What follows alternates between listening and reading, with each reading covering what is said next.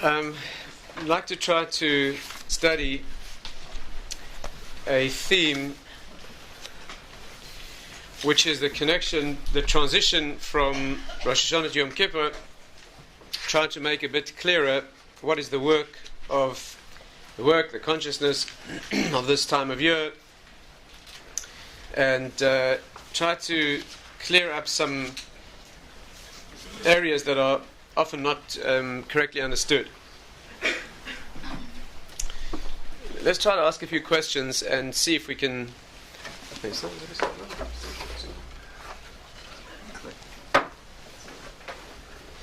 ask a few questions about the.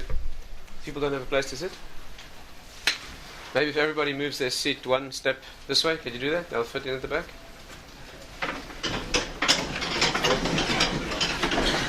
Okay. All right. Okay.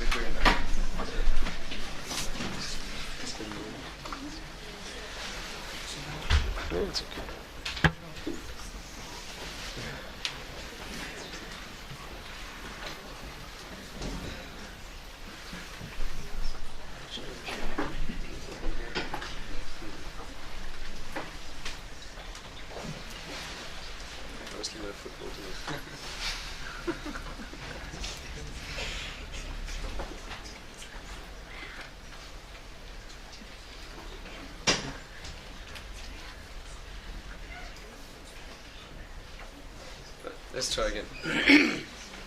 Let's try and lay down a few questions, see if we can use them to build a picture of a fascinating theme that underlies what's happening now, that is often poorly understood. Difference between Rosh Hashanah and Yom Kippur, and the different focus that there should be.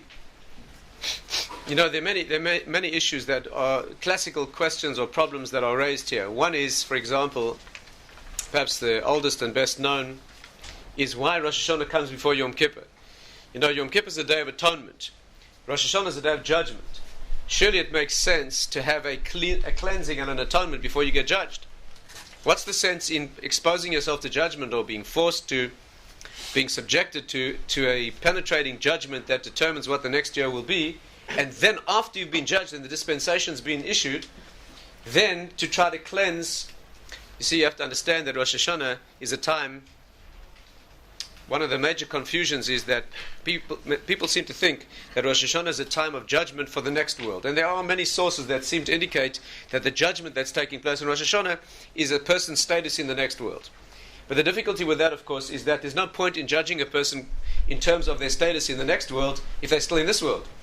Put it this way: the time to judge a person as to what their status is going to be in the next world is when they enter that world. When you die, then is the time to judge you in terms of what you need or what you are in that world. And in fact, we have a tradition like that. The time of judgment is at the point of death, and there's a further phase of judgment at the time of the resurrection. But there's no point in judging me now, if I'm meant to live another year. What's the relevance of what I look like in the next world? And in fact, the correct understanding is that we're not being judged for the next world. In Rosh Hashanah, the judgment is what a person looks like, as it were, in the next world. That means if a person were to die now, what would they be? That means what's the sum total? At what point have they arrived at in their life at this point? And in terms of that, what do they need in this world for the next year? Rosh Hashanah is not a judgment for the next world. Rosh Hashanah is a judgment. That means that in terms of what you look like from the spiritual perspective, what do you need next year? You might look very good spiritually and need a difficult year. Yeah, because you might need those steps as steps of elevation. You might look very bad spiritually and need a very good year, because you might be paid out for the trivial mitzvahs that you've done, the small proportion of good you've generated.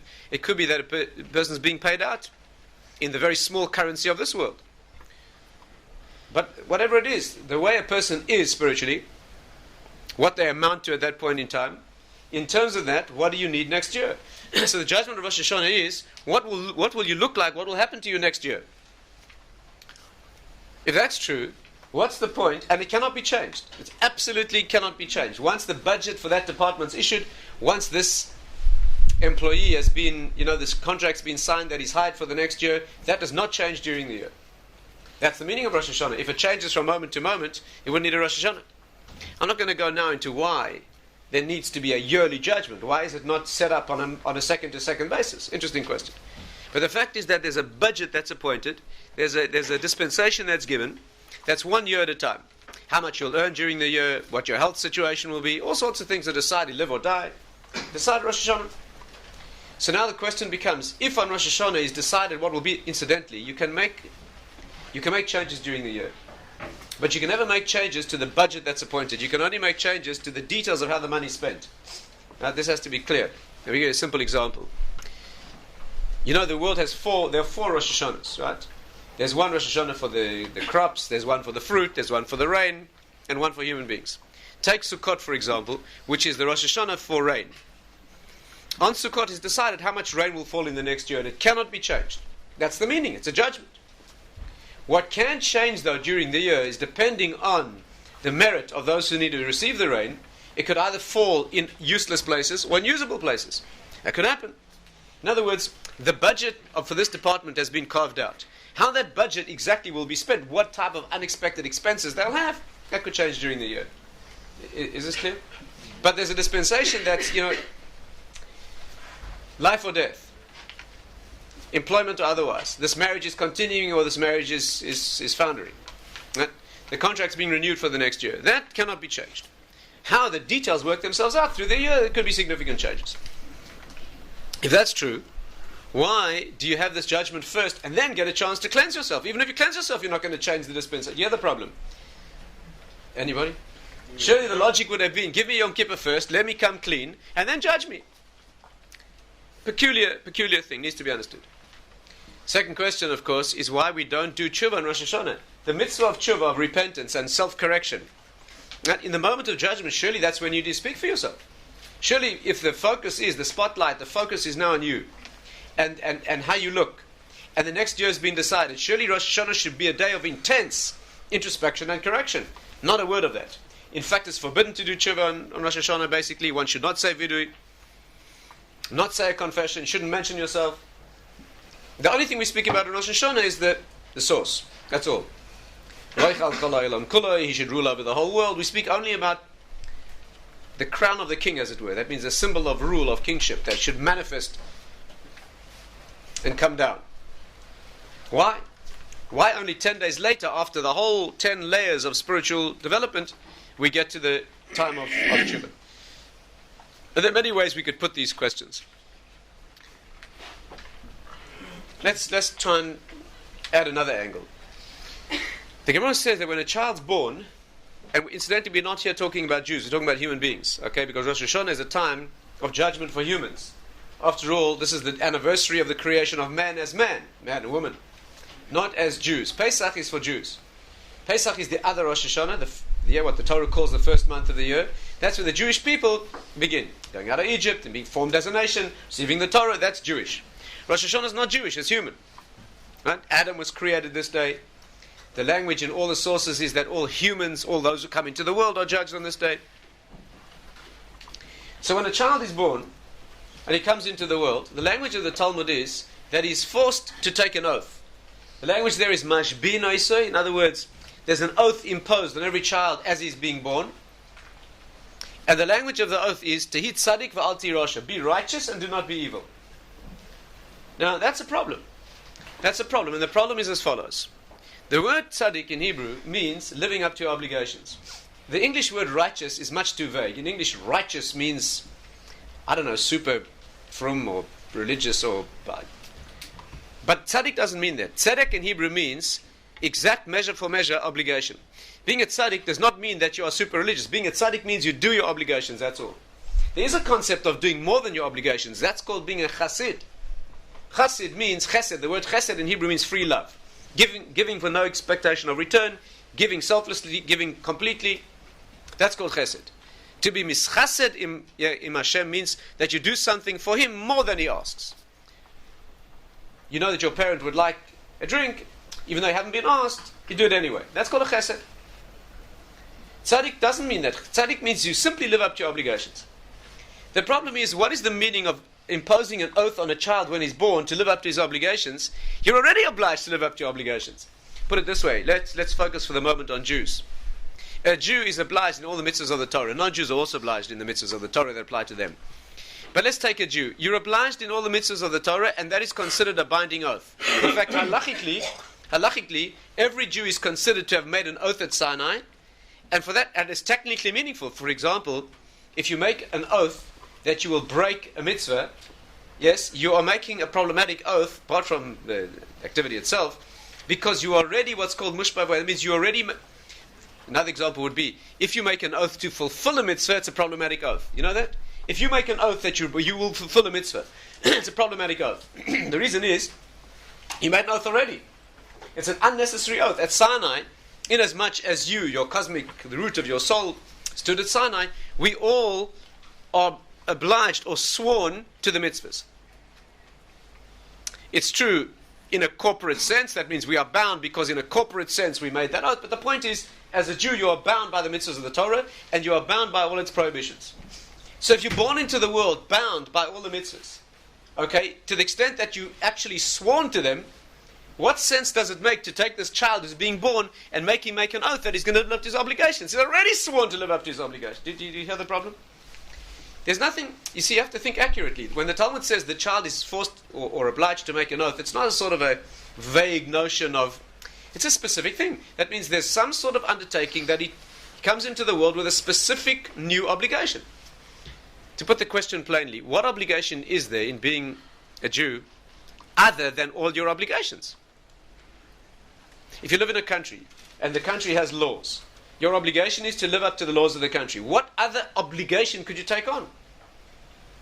If you're sworn, you know, when you become a citizen of certain countries, you have to make an oath. Oath of allegiance to the values and laws of the country. So you make that oath. Now, at a further point in time, they make you take an oath to do what? You're ready. That's a problem. What's the meaning of that oath? That's a fundamental thing. If this is the thing that happens to you when you're born, if this is your task in life, it's not a peripheral thing. As you're born, there's one message that's given to you that subsumes all the purpose of your life. And that is this oath to be righteous and not to be evil. Well, what is it if it's not the comprehensive mitzvahs of the Torah that define all of life? What is it? Okay, let's look at a third question. See here, the Rambam says like this. How the judgment goes on Rosh Hashanah is like this. All human beings, again, it's not talking about Jews, all human beings have merits and demerits, what he calls schuyos and avonos. You say mitzvahs or merits, spiritually positive record, and transgressions. Everybody in the world. How does the judgment go? Somebody whose merits are more than his demerits is called a tzaddik. Somebody whose transgressions are more, that means over 50%, than his mitzvahs, called evil. A bad person. Notice that the language is absolute. He's not called a 51%, a 52%, he's called righteous. That's a problem in itself. 51% mitzvahs, you're called righteous. Means living up to your obligations. What does that mean? 49%, you're called evil. And if you're exactly on the cusp, on the knife edge, then you're called a Beinoni. Person, a middle of the road, person who's exactly 50-50.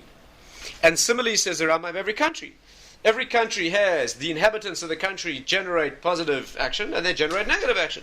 If all the citizens, all the inhabitants of that country, if the preponderance of mitzvahs, of spiritual positivity, if that's where the weight is, then the country is called righteous, and if not, the opposite, then they're called. And the whole world is a composite of all the countries, of all the nations, and it has a status. And then he goes on to say that you should always consider yourself, in fact he says not only in Rosh Hashanah, you should carry this over through the year, you should always see yourself as living exactly on the knife edge of 50-50, and the application should be that if I'm 50-50, and the nation in which I am part is also 50-50, and the whole world is 50-50, all I have to do is one mitzvah, and then I tilt the balance in my own life to positivity, the pendulum swings that way, the nation in whom I find myself is tilted into positivity, the whole world falls into positive balance, and I save the world. That's how you should look at it. And then he goes on to say, imply, that virtually all humans on earth, most humans on earth are exactly 50-50. Now, there are many questions that arise here. Right? Let's analyze them.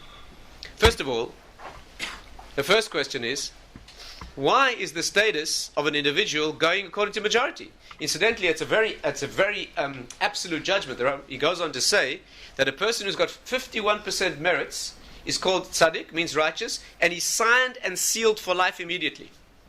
A person who's got 49% mitzvahs, that means he's just tipped the balance into negativity, he's called a Rasha, and his language is meis perisho. He dies immediately in his evil.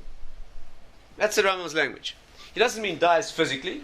He means is judged as not alive spiritually. That means the preponderance of this person's activities is negative. He's judged as spiritually dead.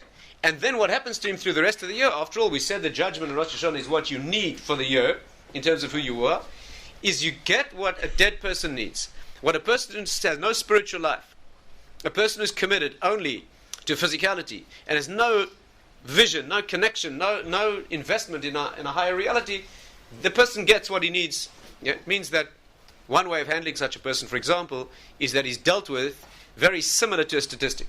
That means his life goes according to statistical norms. If he turns the corner when a bus is coming around too fast, or a virus or something else is getting in his way, tough. And if not, beside it, fine.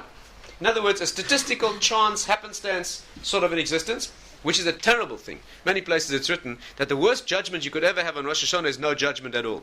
It's like a father saying to his child, there's nothing more I can do for you. I've tried discipline, I've tried love, I've tried everything, I'll wash my hands of you. That's the worst thing. A person who's been given discipline, given tough messages, should know that at least he's worth being corrected. The Talmud says if you go through 40 days of your life with no trouble at all, like I'm sure happens to most of you, no? 40 days with not a ripple of trouble, then you are in very big trouble. Because 40 days with no trouble means you're not worth being corrected. There's a long period of time in which you get no messages. That's a disaster. So that would be the anhaga, that would be the conduct of the person. On the other hand, a person who is 51% positive means he's spiritually alive. This person is judged as alive, and what he gets through the next year is the dispensation of a living person. Doesn't mean he'll have a good time. Might mean he'll have tests, ordeals, difficulties, reward, tests, whatever he needs. Obviously does not mean life and death literally, in the physical sense. We do not assume that people who are extremely righteous in the year they died became spiritually negative. And it's pretty obvious, in case you hadn't noticed, that there are a lot of people alive, very much alive, who are very, very evil, who live for a long time. And there are plenty of examples where the Torah testifies that a person is evil and he lives. We're not talking here about physical life. We're talking about spiritual life. And in the context, in terms of that spiritual life, is what the person gets physically. It may mean physical life too. It may mean physical death. But that's what happens. So the question we have to ask is, why is this going according to majorities?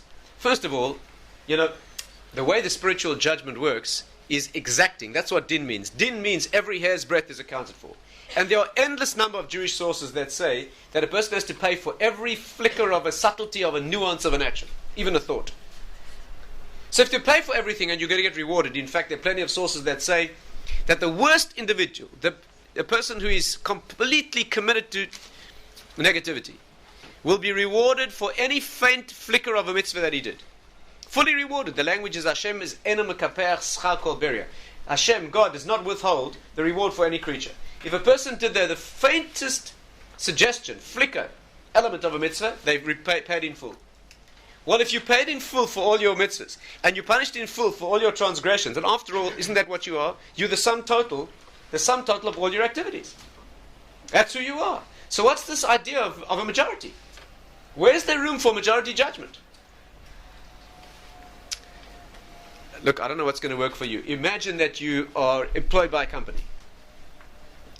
And the deal with the company is that every deal you bring in and profit you make for the company, you get a commission. And every expense that you generate, right, beyond a certain level, whatever the deal is, you have to pay for. The company is not going to look at majorities. all they're going to do is you're going to get, when the counting is made, the counting's going to be made. All the credit that you bring in accrues to you, all the debits, and then they do a big subtraction and addition, subtraction, and the net result is the net result. Where's there room for a majority assessment over and above a full accounting of the details? How can you be more accurate than simply accounting for all the details accurately? Anyone here in accountancy, bookkeeping? How do you keep the books? You put all, I'm not a bookkeeper, yeah, I mean, but I presume you put down the debits on one side, the credits on the other side, and you add them all up correctly, and you put them all together, and you get a figure. And that's your net, isn't it? It's a net balance, a net line. Do you do it like more or less? Well, what accountant does all that, and then he says, and in addition to that, it happened to be more than 50%. I mean, what's that relevant? All of it. Let's try and think this through as a fundamental question here. Another problem that comes out of this is, what does the Rambam mean that most people are exactly 50-50? Is it conceivable that is anybody who's exactly 50-50? Think through your own life activities. Think through a day of your own activities. Of all the myriad activities that you do that are positive, that are negative, why should he assume that most people on earth are exactly 50.000? Most people? Seems extremely unlikely. What does that mean? Can we add another question? Another question? Even more mysterious. This takes us into a deep zone. But, by the way, the Rambam points out that when this balance is made of mitzvahs and averos, it isn't only numerical, of course. There's some mitzvahs that may be worth many transgressions. There may be one enormous, very serious transgression that might wipe out many mitzvahs, of course. And he points out very clearly that there's quality here, not just quantity, and that the real final judgment is made in the mind of the one who knows how to weigh these things. But nevertheless, this is accounting. Then he says like this. In the middle of this whole discussion, he starts talking about the question, the fascinating question, of a person who regrets his past. And he says this. Anybody who regrets his mitzvahs in the past, and he has second thoughts, you'd say in English. He regrets the merits that he accumulated, and he says in his heart, these never helped me, and why did I do them, and I wish I'd never done these. I raise the ibedes kul, and he loses them all. What does that mean? What does it mean he loses his mitzvahs? The merit of those mitzvahs is never mentioned again. In other words, they do not count for him. And he brings verses that prove it.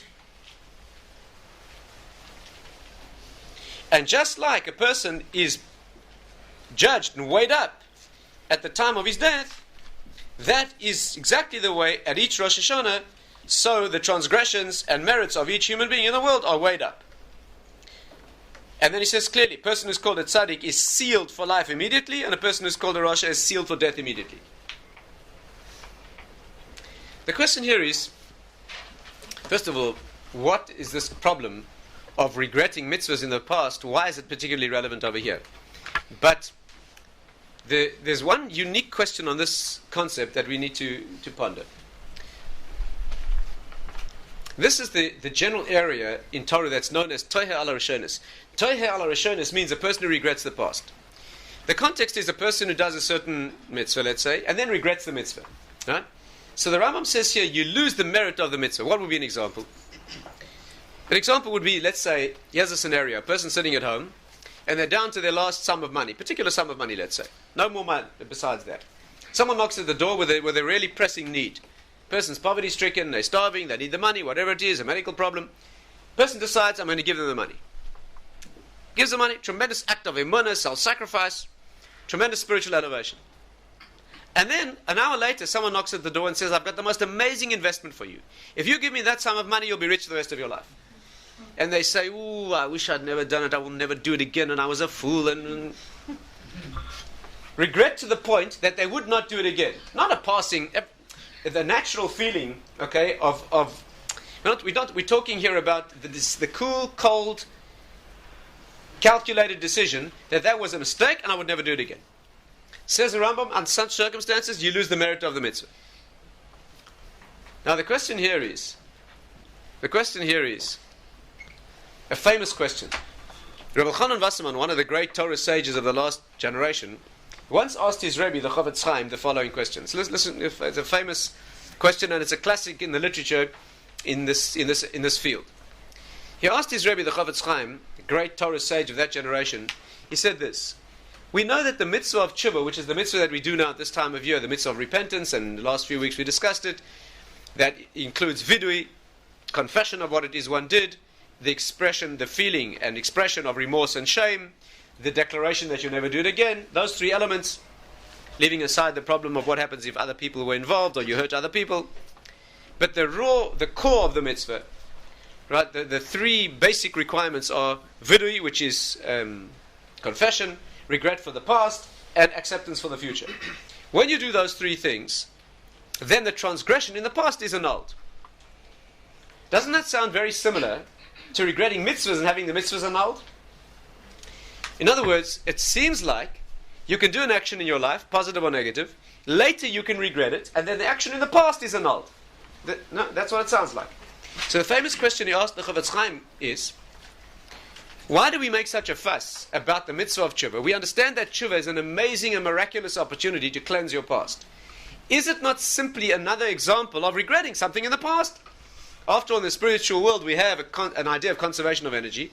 If something works positively, it should work negatively. And it seems that you can regret the past sincerely and eliminate the past. So if you can regret a mitzvah in the past and it's wiped out, it's logical that you can regret a transgression and it's wiped out. Why do we treat tshuva as a miracle? Do you hear the question? Why is the opportunity to annul your past, your transgressions, so uniquely miraculous that the Majorities say it was created before the world and it's completely miraculous and it transcends? Is it not just another example? Do you hear the question? Another example of regretting the past. You could regret a mitzvah that's wiped out. Right?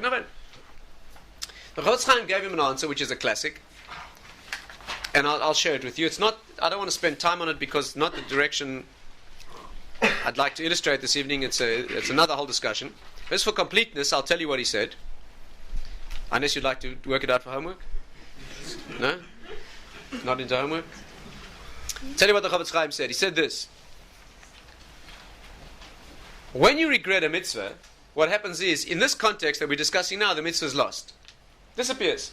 When you regret a transgression, an aveira, correctly, when you do tshuva correctly, the transgression in the past becomes a mitzvah. That's a miracle. Did you hear that? The transgression, yeah, I'll make you a diagram. How's your imagination? Yeah? Can I just move? Here's a blackboard, right? Here's a person who is, let's take a person first who regrets a mitzvah. Person's moving along at a certain level. Particular point in their life, they do a mitzvah. Raises them spiritually, right? Let's say they give that money to somebody that they really need it for themselves and they give it away. Raise themselves spiritually. Declaration of faith, higher level. Sometime later in their life, they regret it. What happens? They lose it. That's what we said. Lose it, they come down to the level they were before, and they keep going at that level. Look what happens when you regret a transgression. When you regret an aveira. Here's a person coasting along at a high level, does a transgression, crashes, right? Does something, entered a situation of temptation, lusted, fell, going along at a lower level. Later point in their life they do tshuva. Tshuva means regretting the transgression to the extent that they would never do it again. If it's done correctly, that means tshuva mi'ava, involving vidui, confession, and a correct understanding of the problem. They don't get back to where they were before, they get back higher. That's miraculous. Meaning that the opportunity of falling, the crash that they experienced, has become an element in their growth. Actually, spiritually, a person who's now on this level relishes the memory of the moment that they fell.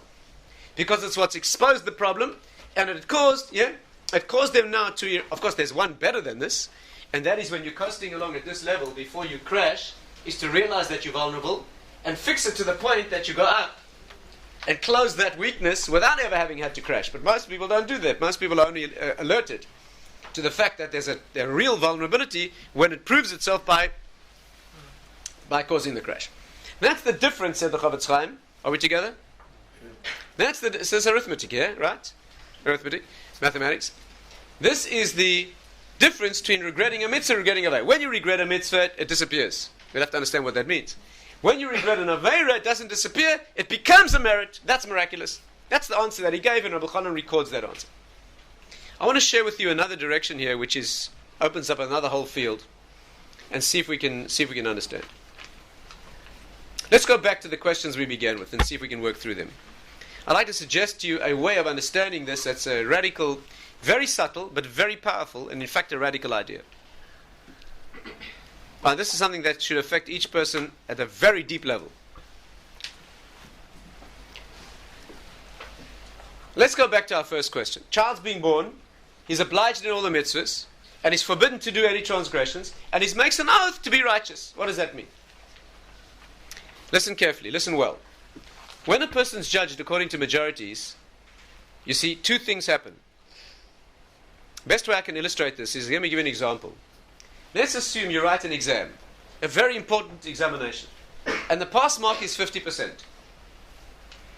When you get a result, and they publish your percentage that you achieved on that exam, I would suggest to you that there are two things you look at, not just one. You look at the mark, but you also look at something else. Is the mark more than 50? The reason is, if it is, you pass. There are two separate elements that can be teased out of a mark that's more than 50. Now, stay together with me. Perhaps you can illustrate it best this way. What's the difference between 69% and 71? What's the difference? 2%. What's the difference between 49 and 51? Pass or fail. There's also a 2% difference. But there's something much more significant. In fact, many times in the future, you may refer, or people employing you, or who knows who it is, may refer to that exam only as pass or fail. The 51% has a meaning. It means that you knew more than you didn't know. There's certain work you still have to do. It's a specific meaning. If it was money, a balance sheet, it would have a definite meaning. But there's another meaning here, and that is pass or fail. The Rambam means, what he's trying to tell you is that the preponderance of your activity is not only a score for which you'll have to pay and earn reward, it also is a definition of who you are. And the difference in that definition is if you're either alive or dead. Right? Let's try and understand this deeply.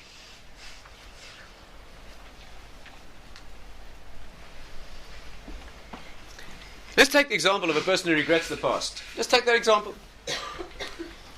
You see, you can never regret a mitzvah. You can never undo a mitzvah. You can never lose a mitzvah. The reason is, if it's been there, you have to get paid for it. Let me give you an analogy. If you work for a company and you generate profits, you work on commission, and as the year goes by, you generate profits. At the end of the year, you regret all of it. You regret it. You tell them that you hate the company and you're now being disloyal to it, and you speak badly about them, and you do everything in your power yet to be negative. What happens? You lose your job. Okay, you're unemployable, you're disloyal, but you get paid every penny of what you generated in the last year. After all, you brought in the deserved commission. It was on the contract. Who you are and what you get paid are two completely different things. You can never lose the mitzvahs. You can never lose the benefit. You can't lose a mitzvah. It's in the world.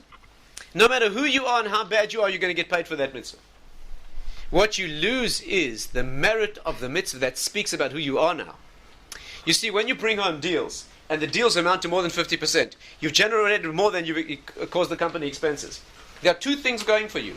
One is that you generated a net balance and there's a figure. The other thing is you're an asset to this company and you're employed. The individual who can you see the contradiction? A person can bring in assets, he can bring in deals, he can make a net profit for the company, and he can change in one moment to being disloyal and unemployable. He's got two conflicting realities at the same time. One is an accounting system.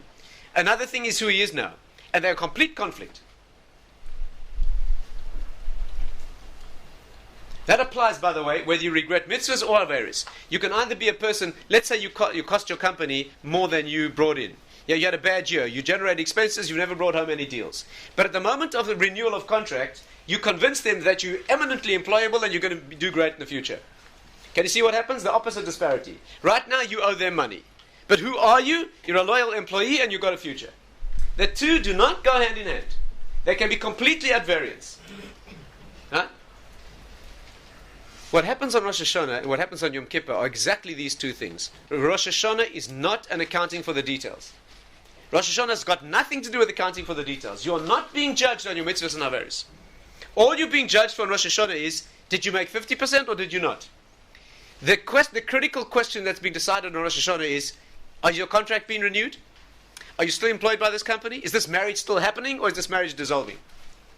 That's what's being decided on Rosh Hashanah. The reason we don't do tshuva on Rosh Hashanah is we're not interested in annulling the avaris. You're not being judged on those. That's Yom Kippur. On Rosh Hashanah, you only have one hearing in front of the board of this company. Are you still employed or are you fired? That's all. On Yom Kippur, you come in front of the chief financial officer and they start making an accounting of your debits and credits. That's what happens on Yom Kippur. There's no point doing tshuva in terms of details on Rosh Hashanah. That's not what's being looked at. On Rosh Hashanah is the time to make a very slick presentation about your value to the company. That's what you've got to do on Rosh Hashanah. Later you'll work out the details. But the question is, you're going to be here next year. Can you see the difference? That's why Yom Kippur doesn't need to come in for Rosh Hashanah. It's not relevant. On the contrary, the more relevant thing is who you are now. What's your status? What's your definition? Second to that is your details of debits and credits. You see, the fascination here is that both of these things inherit in the very same figures. The very same 51%. It's not two things. You got 51% for the exam. The same thing has two meanings. One meaning is there's a debit-credit balance and it has to be settled in detail. That's not discussed here. That's Yom Kippur. But there's also the fact that this represents a pass and you're employed. You have another year of life. It's a completely separate meaning extracted from the same set of information. Is this point clear? Let's deal with the Chavetz Chaim's question, with the Rabbi Chanan's question. Let's see if we can answer that. What would the answer be according to this way of thinking? Can you see? The answer would be like this. When a person does a mitzvah and regrets it, the person moves along, they do a mitzvah, they regret it later. You can never lose the mitzvah. You never lose the mitzvah. It's a reality in the world. But you lose the merit of the mitzvah. You lose the fact that it accounts for 50%. You're not defined as a mitzvah individual now if you regret all the mitzvahs you've ever done. You're unemployed. You've got no life. But you don't lose the details of the mitzvah. But look what happens in tshuva. Here's a person who goes along, crashes, does an avera, and later regrets the avera. So regret for an avera is exactly the same as regret for a mitzvah. It recoups the loss and it brings you back where you were before. But if you do the mitzvah of vidui, which is not regret of the heart, it's confession according to the laws of the Torah. Incidentally, that is specifically Jewish, not non-Jewish. You don't have to be Jewish to regret. You don't have to be Jewish to regret the past and change the definition of who you are. It's logical. What do we read on Yom Kippur? We read the story of Jonah. Jonah went to speak about tshuva to a non-Jewish city, and they did tshuva completely successfully. On the contrary, his prophecy was that the city would be overturned, and they took it seriously, and they made sure the city was overturned. They turned themselves over in tshuva. So they fulfilled the prophecy in a good way. It was a non-Jewish city. According to the Medrash, the king of the city was Pharaoh, Paroi, who had survived. Yeah, when the sea crashed in on him and his people, he survived. He was the king of Nineveh. This was the opportunity to correct himself. When you in simply being human, when you regret what you've done, if you regret it sincerely, you are not that person anymore. You're a disloyal individual. You regret it and move yourself onto a new path. That's logical. You're not that person. But the past remains. When a person's going on a certain track, they're moving along a certain track. This train is going in a certain direction. The train is heading to a certain destination, and the train has meaning. There's carriages attached, which are the accrual of all the details of your past. Let's say you decide to revamp your life entirely. You make a new decision, you leave that path, you make a whole new decision. You move ahead, you regret the past, you change track, you move to an entirely new destination, but the carriages remain attached. You can't get rid of those. That's your past. It's real. You've caused those things in the world. The world is now resonating with all activities that you generated. They're yours. They're you. Comes along the mitzvah of tshuva, which involves vidui. You have to speak the words. You have to fulfill the mitzvah of the Torah that's called vidui. Your train moves onto a new track and the baggage is detached. The carriage is on. That's miraculous. That you can never do with mitzvahs. The worst you can ever do with a mitzvah is deeply regret the mitzvah. You can speak, you can cry, you can be silent, makes no difference. What you change, that's what the Rambam means. That the merit of the mitzvahs is no longer mentioned. It does not accrue to a definition of who you are. But the payment for the mitzvahs remains. When it comes to averis, when you regret your averis, so then there's a new definition of who you are, but something more happens. If you fulfill the mitzvah of tshuva, not simply the feeling of remorse and decision for the future, then a miracle occurs and the past is completely detached. Or in the highest level, the past is converted into positivity. What's the oath that the child makes when he's born? Can you see the logic of this process? The child's born, he is obliged in two separate things. One is all the mitzvahs of the Torah. The second is when the child's born, they remind him, listen, don't forget you've got another obligation. Make sure that in the details of the mitzvahs you get more than 50, or whatever the pass mark is. Yeah, in this case 50. Be a tzaddik. Be a tzaddik doesn't mean another time reminding him that he is obliged to fulfill the mitzvahs. He's already obliged. Be a tzaddik means there's two elements of consciousness in your fulfilling mitzvahs. One is make sure you do the mitzvahs. Every single one is in the to best your. But there's another consciousness. Be aware. Don't be a fool. When you're writing this exam, there should be two elements of consciousness, and it guides your strategy in writing that exam. One is pick up every mark you can. But sometimes you may sacrifice a particular mark in a particular question to make sure you pass. You see, what's really humiliating is that of these two accounts, there's one that's far more important, and that's the pass. That's the self-definition. And the humiliation of it is most of us never think about that. Most of us get so tied up in the wood for the trees, or whatever you call it. You're tied up in so obsessed about the details, we never realize who we actually are. This person driving down the road and is observing the rules of the road perfectly. He's on the wrong road. It's the wrong road. He's got the wrong direction. But all he can think about is the tire pressure and the oil in the engine. And he's not crossing the white line. He's got no speeding tickets. He's doing great as far as it's concerned. And he's moving away from his destination.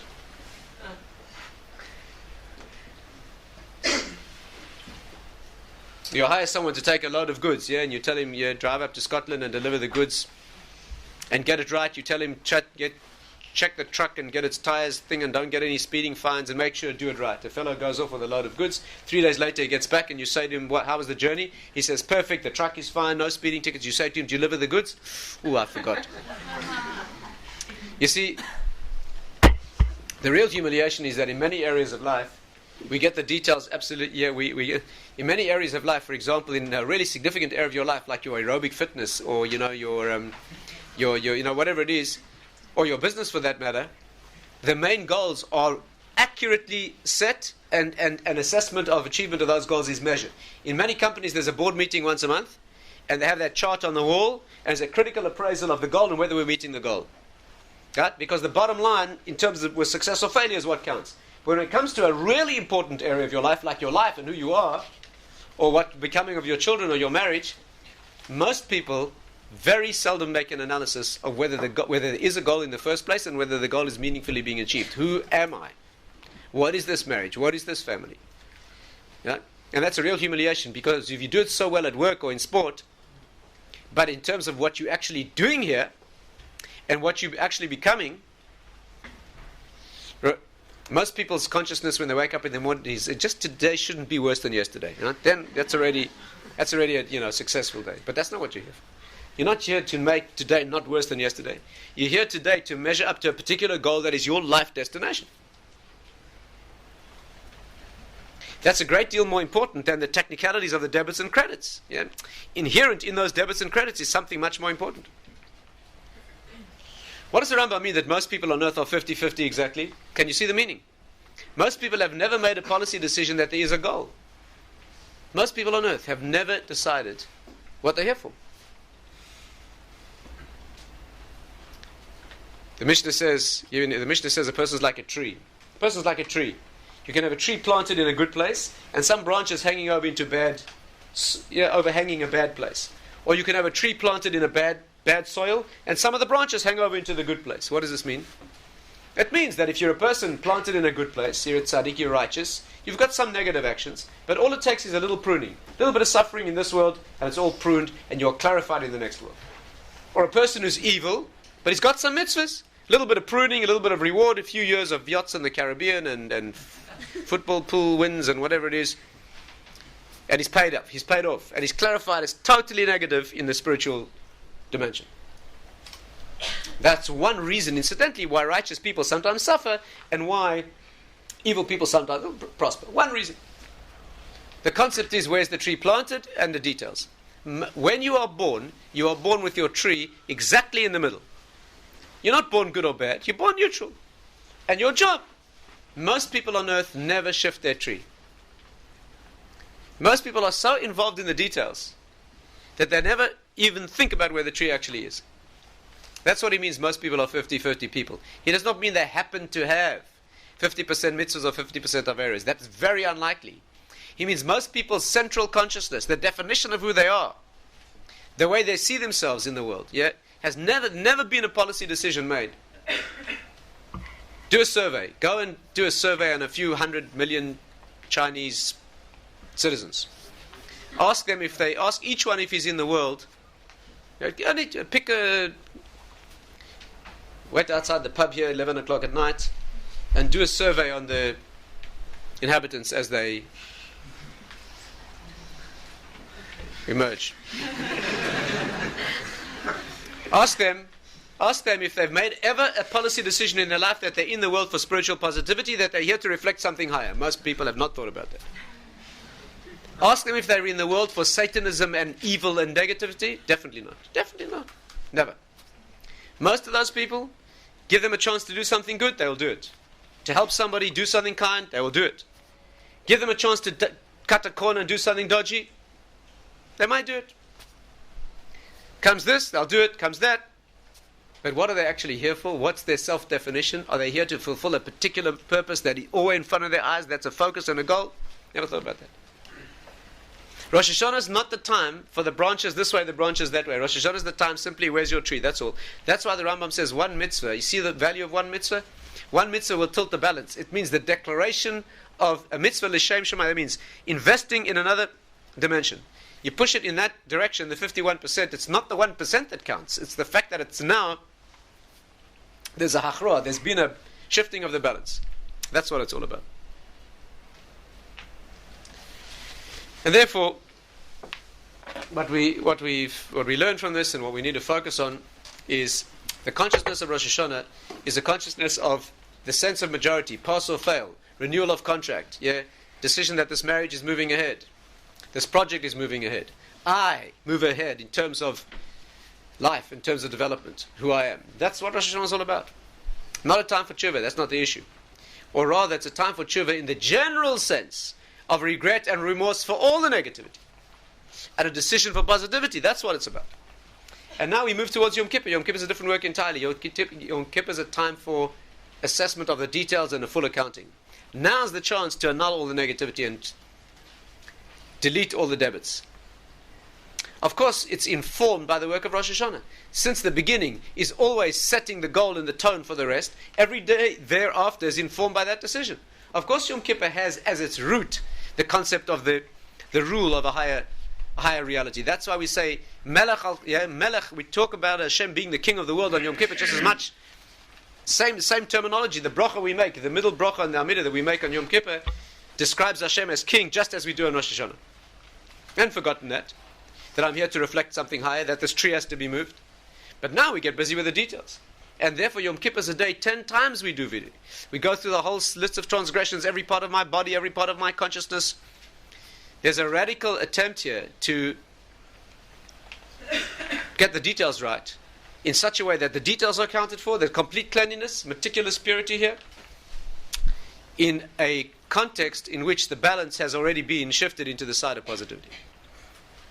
The practicality, obviously, we discussed that before. That is the concept of fulfilling the mitzvah accurately, speaking out of the vidui. We spend the day doing that. Thought is not enough. In terms of what we said this evening, thought's not good enough.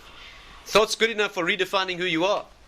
But unless you fulfill the unique mitzvah of vidui, the Torah calls it vidui, the unique mitzvah of vidui, actually speaking out the details, and speaking out the regret and remorse and shame, and speaking out the declaration for the future, that is resulting not simply in a new reality, a new direction, a new track.